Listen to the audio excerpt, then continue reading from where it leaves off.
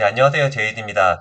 금요일 오늘 삼성전자가 아침에 9시에 이런 걸 내놨죠. 그래서 결국엔 오랫동안 기다리던 감산에 대한 얘기를 구체적으로 했기 때문에 오늘 시장이 되게 좋았어요. 잠깐 주가 좀 보시면요. 네, 간만에 삼성전자가 4.3% 올랐고 SK하이닉스가 6.3% 올랐습니다. 그래서 그냥 표면적으로 보시면은 SK하이닉스는 사실 오늘 많이 올랐지만 단기로는 일단은 뭐 한번 크게 오른 자리, 그래서 다음 주에 빠져도 이상하지 않은 자리에 위치를 해 있고요. 주간으로 봐도 사실 SK하이닉스는 아직은 시간이 좀 더 필요해 보입니다. 반대로 삼성전자 보시면은 제가 말씀드렸던 월로 봤을 때 완벽하게 자리에 안착을 하기 시작했고, MACD 오실레이터 같은 보조지표로 봐도 한 5월, 6월 정도부터는 본격적인 랠리를 보여줄 수 있을 것 같아요. 그래서 다만 뭐 이게 이렇게 감산한다고 해서 한꺼번에 그냥 매일 오르진 않습니다. 그렇기 때문에 아직 못 사신 분들은 너무 초조해하지 마시고 62,000원에서 65,000원 사이에 이제 이게 왔다 갔다 할 때 조금 추가로 사시면 좋을 것 같다라는 생각이 들고요. 수급 자체도 사실 SK하이닉스는 좀 갈립니다만 외국인들은 오늘 1,300만 주 이상 순매수를 했고요. 개인들은 1,500만 주 이상 순매도를 했죠.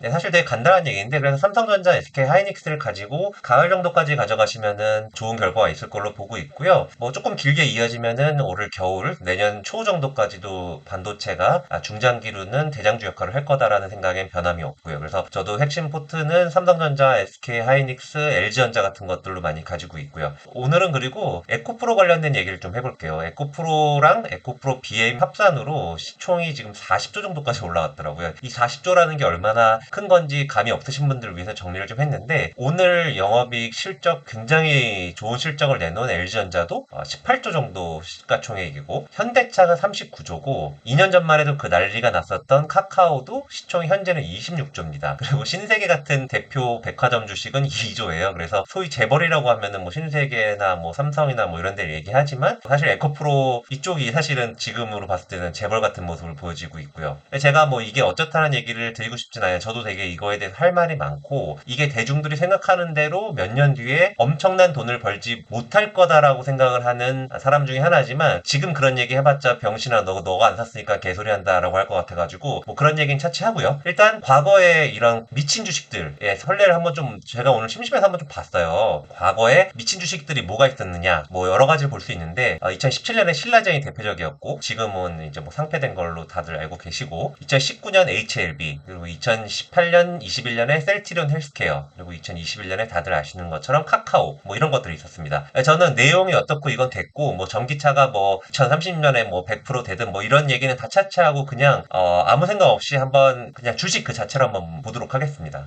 근데 비교하기가 쉽게 그냥 주봉으로 볼게요. 주 기준으로 한번 이걸 보시면은 에코프로가 지금 오늘도 11%가 올라서 결국에는 시가총액이 14조 9천억, 15조라고 봐도 되겠죠? 15조 정도까지 왔는데, 보조지표, RSI 이런 게 이제 얼마나 주식을 과매도했냐, 과매수했냐, 뭐 이런 지표로 쓰인다고 제가 말씀을 드렸잖아요. 근데 주간으로, 저는 정말 이런 수치를 본 적이 없는데, 지금 주간으로 이게 94.96. 주간으로 정말 이런 수치를 기록한 적이 과연 있었는가? 이런 의문이 생겨서 제가 과거 주식들을 한번 이렇게 본 거거든요. 그러니까 순서대로 보면은, 과거에 2018년쯤에 이제 신라젠이 미쳐서 날뛸 때, 이때죠. 이때 10배 이상 가는 최고의 바이오 주식으로 난리가 났던 신라젠. 그 이후엔 여러 가지 사태로 인해서 회사는 사실상 없어지는 상태지만, 이때도 사실은 주간으로 봤을 때는 90이 넘진 않았어요. RSI가. 그냥 RSI로만 그냥 간단히 보죠. 뭐 이격도로 볼 수도 있고 여러 가지로 볼 수 있지만, 그러니까 일단 신라젠도 그랬고, HLB도 한번 볼까요? 2019년에 HLB도 10배 갔던 주식인데, 이때도 RSI 고점을 보면은 85 정도에 불과합니다. 그 전에 고점도 그랬고, 2021년은 카카오를 한번 볼까요? 카카오도 사실 뭐 2020년 코로나 사태 때 26,000원부터 시작해서 뭐 17만원 정도까지 갔으니까 한 8배 정도 대충 올랐다고 보시면 되는데, 최고 고점 정도가 이 정도 시기였다라고 쳤을 때 주간 RSI를 보면은 이때도 아무리 잘 줘도 85 정도였어요. 이게 뭐 꼭 그렇다고 다른 주식은 더 올라가지 말라는 법은 없습니다. 뭐 그런 얘기를 하는 게 아니고, 셀트리온 헬스케어도 한번 볼까요? 사실 이 시대의 주식인데, 시기를 보시면은 요때 한번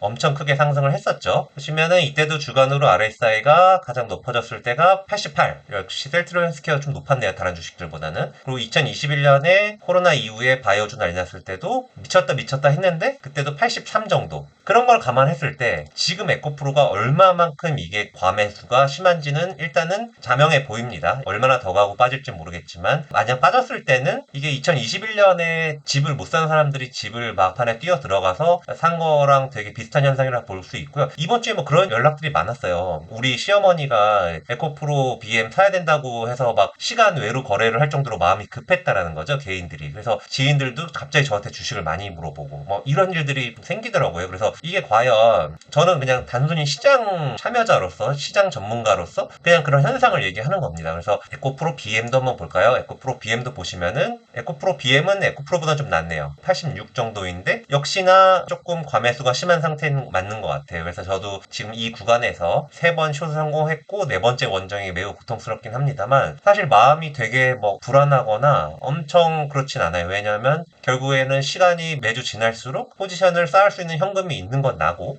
이게 과연 계속해서 오르기만 할까라는 관점을 봤을 때는 이게 꼭 너무 그렇진 않다. 그래서 오늘은 뭐 쓸데없이 데포트 뭐 이렇게 말씀을 드리는 것보다 이번 주에 가장 중요한 이슈였던 반도체랑 이제 에코프로 관련된 이제 배터리 관련 주식들 좀 말씀을 드렸고요. 마지막으로 제포트 잠깐 말씀드리고 끝낼게요. 거의 다 비슷하고 한국항공우주 최근에 한화 에어로스페이스도 그렇고 방산주가 완전 외국인 매수가 장난이 아닙니다. 그래서 한국항공우주 좋은 자리 형성했을 때 조금 다시 추가 편입을 했고 포스코홀딩스도 좀 샀고요. 2주 전에 제가 팔았다 말씀드렸던 이오플로 메디톡스 둘 다 다시 채워넣고 CTC 바이오 이런 것도 가지고 있고 제주은행 계속 말씀드렸던 것처럼 이번 주에도 흐름 좋았죠. 그래서 이런 거 가져가고 있고 에코프로 BM 숏 4번째 엄청 힘든 도전을 이어가고 있습니다만 방금 말씀드린 것처럼 조금만 한숨을 조금 돌리고 보면은 해볼 만한 숏 도전이다 라고 보여지고 어쨌든 간에 숏에서 좀 터져도 위에 있는 종목들 대충 보시면 아시겠지만 저는 뭐 한 2, 3주 동안 수익이 굉장히 좋았기 때문에 오히려 그런 마음의 여유가 있기 때문에 이걸 유지할 수 있는 거기도 하죠. 그래서 한번 보시고 주식 선물 매도하실 수 있는 분들은 슬슬 에코프로 BM 같은 거를 한번 재미로